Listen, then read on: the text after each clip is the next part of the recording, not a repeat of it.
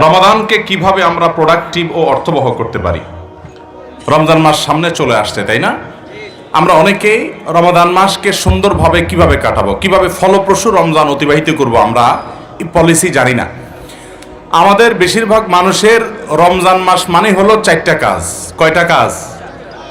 রোজা রাখা, তারাবি পড়া, ইফতার খাওয়া, সাহরি খাওয়া, বাস শেষ। ঠিক না ভাই? ঠিক। রোজা, তারাবি, ইফতার, সাহরি, এই 4টা ছাড়া আর তেমন কোনো কাজ আমাদের রমজানে পাওয়া যায় না। রমজানের মাসের আসল উদ্দেশ্য সিয়াম সাধনা, রোজার আসল উদ্দেশ্যটাই আমরা বেশিরভাগ লোক জানি না। আল্লাহ তাআলা কোরআনে কারীমে সিয়ামের উদ্দেশ্য বলেছেন লাআল্লাকুম তাত্তাকুন, তোমাদের উপর সিয়ামকে ফরজ করা হয়েছে যাতে তোমরা তাকওয়া অর্জন করতে পারো।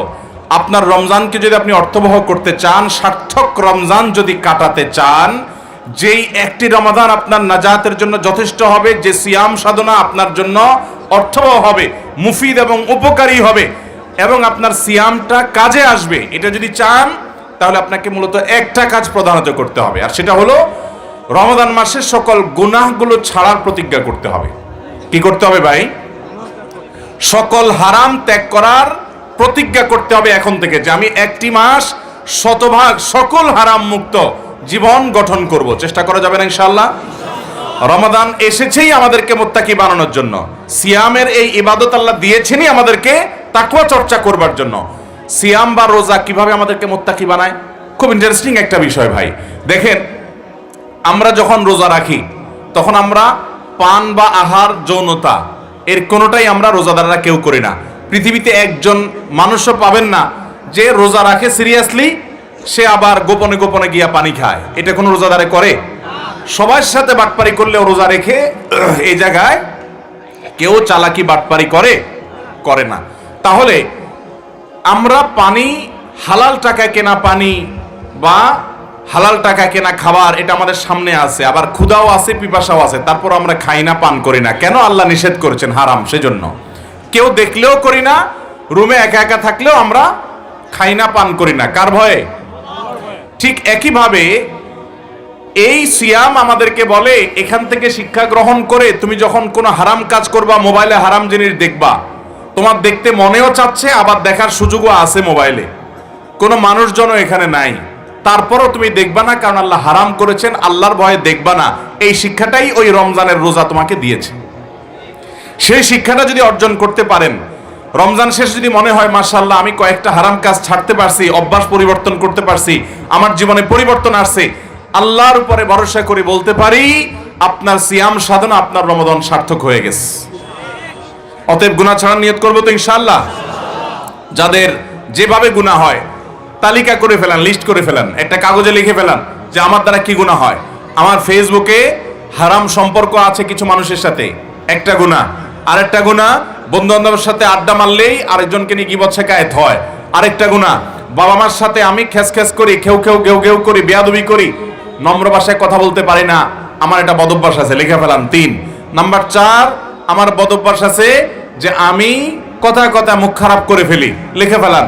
আপনি লেখেন যে আপনার বদভ্যাস আছে, আপনি চোখের জেনা করেন, লিখে ফেলান। এভাবে যত বদভ্যাস আছে সবগুলো লেখেন, লিখে রমজান উপলক্ষে এগুলোকে টাঙায় রাখেন এবং নিয়ত করেন যে হে বদভ্যাসগুলো, আমি এই রমজান উপলক্ষে তোদের একটা একটা করে সবগুলোকে কোরবানি করব। চেষ্টা করা যাবে না ইনশাআল্লাহ? রমাদান শেষে যদি আপনি 2-4-5টা বদভ্যাসও ছেড়ে দিতে পারেন, 2-4টা হারাম কাজও ছেড়ে দিতে পারেন। অনেকে ধূমপানে অভ্যস্ত, বিড়ি সিগারেট খেতে অভ্যস্ত, এটা তারা ছাড়তে পারেন না। আমি সবসময় বলি রমজান মাসে চেষ্টা করলে সবচেয়ে সহজ এগুলো ছাড়া, কারণ পুরো দিনের 14-16 ঘন্টা এমনিই খাওয়া হয় না, এরপরে ইফতারিতে যায়, সাহরিতে সময় যায়, তারাবিতে সময় যায়, ঘুমে সময় যায়, সব মিলায় 24 ঘন্টার ভিতরে প্রায় 22-23 ঘন্টাই আপনার এমন ভাবে যে আপনি চাইলেও বিড়ি সিগারেট খাওয়ার সুযোগ নেই, আর সুযোগ থাকে 1-2 ঘন্টা। ওই 1-2 ঘন্টা যদি আপনি সবর করতে পারেন, তাহলে আপনার পুরো মাসেই আপনি চাইলেই ধূমপান ত্যাগ করা সম্ভব। আমাদের দেশে রোজা কয় ঘন্টা হয়? 14 ঘন্টা। ঘুমাই কয় ঘন্টা আমরা? কমপক্ষে 6 ঘন্টা মিনিমাম। তাহলে 6 আর 14 কয় ঘন্টা হলো? 20। ইফতার মাগরিবের আগে 1 ইনিংস খান, মাগরিব পড়ে এসে 2nd ইনিংস খান, দোনো ইনিংস মিলায়া মাগরিবের নামাজ মিলায়া ঘন্টা খানেক তো লাগে নাকি? তাহলে 20 আর কে 21 ঘন্টা হয়ে গেল। তারাবির নামাজে মিনিমাম 1 ঘন্টা লাগে, তাহলে কয় ঘন্টা হলো? 22। সারি খেতে উঠেন এবং নামাজ পড়তে আসতে যাইতে ওযু প্রস্তুতি সব মিলায় আধা ঘন্টা, সারিতে আধা ঘন্টা ধরলাম, সব মিলায়া 1 ঘন্টা ধরলাম, তাহলে সেক্ষেত্রে কত হলো? 23। আর থাকে কয় ঘন্টা? 1 ঘন্টা। চিন্তা করছেন, ওই মাগরিবের পর থেকে নিয়ে এশার নামাজের আগ পর্যন্ত এই ফাঁকটা, আর এশারের পরে আপনার ওই শোয়া পর্যন্ত এই ফাঁকটা, এই অল্প একটু ফাঁক যদি বন্ধ করতে পারেন, এই টাইমটা একটু জিম খিজে পড়ে থাকেন যে না আমি ধূমপান করব না, তাহলে আপনার দেখবেন ধূমপানের বদভ্যাস পালায়ে গেছে। এমনি চেষ্টা করা যাবে না ইনশাআল্লাহ? ভাই, একটা সময় নিজেকে পরিবর্তন করতে হয়। রমাদানটা আসছে আমাদেরকে পরিবর্তন করবার জন্য। ভাইরা আমার, রমজান চলে গেছে, কোনো পরিবর্তন হয় নাই, যেই লাউ সেই কদু।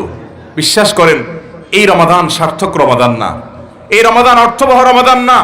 এই রমাদান আমাদেরকে মুত্তাকি বানালো না, তাকওয়া চর্চা করালো না। আপনি একটা কাজ করেন গোটা রমজান মাসে, এখন থেকে চ্যালেঞ্জ নেন যে আপনি 10টা বদভ্যাস, 10টা হারামের সাথে সম্পর্ক আছে, এগুলো এই মাসে এক বিন্দুও করবেন না। ফেসবুকে আপনার দ্বারা গুনাহ হয়, আপনি বাঁচতে পারেন না, আল্লাহর জন্য এই 1 মাসের জন্য ফেসবুক অ্যাপটাই ডিলিট করে দেন, আনইনস্টল করে দেন। হিম্মত করা যাবে না ইনশাআল্লাহ? যেটা দিয়ে আমার গুনাহ হয় ওই মাধ্যমটাই শেষ করে ফেলতে হবে। একটা মাস যদি আপনি গুনাহ থেকে বাঁচতে পারেন, শুরু করে দেন। এবং এর জন্য 2-1 জন ভালো বন্ধু দরকার, যারা মুত্তাকি, যারা পরহেজগার, যারা হারাম থেকে বাঁচার জন্য সংগ্রাম করে। এইরকম মানুষদের সোহবত যদি নিতে পারেন, ইয়া আইয়ুহাল্লাযীনা আমানুত্তাকুল্লাহ ওয়া কুনু মা'আস সাদিকিন, তাকওয়া অবলম্বন করো, আল্লাহ বলেছেন ইমানদাররা, আর সাদিকিনদের সাথে, সত্যবাদীদের সাথে, মুখলিসদের সাথে, আল্লাহওয়ালাদের সাথে থাকো। এরকম ভালো বন্ধু যদি তা পান, সার্কেল করেন, রমজানের শেষ দশককে ইতিকাফে কাটান। দ্বিতীয় পয়েন্ট এটা, রমজানকে সার্থক করার জন্য প্রথম পয়েন্ট বলছি, গুনাহমুক্ত রমজান করেন। এটা হলো 1 নম্বর, একটা কাজ, এটা করলেই সার্থক হবে। এর পাশাপাশি সহায়ক হিসাবে আরেকটা কাজের কথা শুধু বলছি, সেটা হলো শেষ দশকে ইতিকাফ করেন, রমজান অর্ধেক সার্থক হবে। কারণ রমজানের সবচেয়ে বড় আকর্ষণ হলো শবে কদর, সেটা থাকে কোন দশকে? শেষ দশকে। আপনি যদি আল্লাহর ঘরে ইতিকাফে বসে যান, আপনি অটোমেটিক ইনশাআল্লাহ এটা পেয়ে যাবেন, এবং আপনি পুরো সময়টা ইবাদতের মধ্যেই কাটালেন, কারণ আপনি ইতিকাফে আছেন। ইতিকাফের ইবাদত রমজানের শেষ দশক নবী করিম সাল্লাল্লাহু আলাইহি ওয়াসাল্লাম সবচেয়ে ইবাদত বেশি করতেন। কারণ নবী সাল্লাল্লাহু আলাইহি ওয়াসাল্লাম ইদা দাখালাল আশর, এই যে ইয়াজতাহিদু ফীহি মা লা ইয়াজতাহিদু ফী গায়রিহি, নবীজি সাল্লাল্লাহু আলাইহি ওয়াসাল্লাম রমজানের শেষ দশকে ইবাদতের জন্য এত চেষ্টা মেহনত করতেন, অন্য কোন সময় এত চেষ্টা মেহনত করতেন না। অতএব আপনি সেই দশক যদি ইতিকাফে বসে যেতে পারেন, আপনার রমজান এমনি অর্থবহ হবে। ঈদের কেনাকাটা আমাদের অনেকের রমজান প্রথম 2 দশকে, প্রথম 20 দিনে যাও আমল করি, এটা শেষের দশকে মার্কেটে গিয়ে চোখে জেনাটেনা করে আমরা নষ্ট করে ফেলি। ইতিকাফ করলে সেই রাস্তা বন্ধ হয়ে যাবে। তাহলে মূল আমল হলো রমজানকে সার্থক করার জন্য একটা কাজ করেন, গুনাহমুক্ত রমজান কাটান। অনেক বেশি আমল করতে না পারেন, এই একটা কাজ করতে পারলে সাকসেস। পাশাপাশি সম্পূরক আরেকটা হলো ইতিকাফ করেন। চেষ্টা করবেন তো ইনশাআল্লাহ? তাহলে ইনশাআল্লাহ কোরআন তেলাওয়াত করা, অন্যান্য যত আমল আছে, রমাদানের স্পেশাল 27টা আমল আছে। আমার একটা বক্তব্য আছে, অনলাইনে শুনে নিতে পারেন। রমজানকে কেন্দ্র করে রমজান মাসের জন্য স্পেশাল বিশেষ আমল কোরআন হাদিসের আলোকে আছে কতগুলা? 27টা। আমার তত্ত্ব তালাশ অনুযায়ী। অতএব সে সব আমলগুলোই করার চেষ্টা করবো, কিন্তু মৌলিকভাবে এই 2টা পয়েন্ট মাথায় রাখবো। আল্লাহ আমাদের সবাইকে আমল করার তৌফিক দান করুন।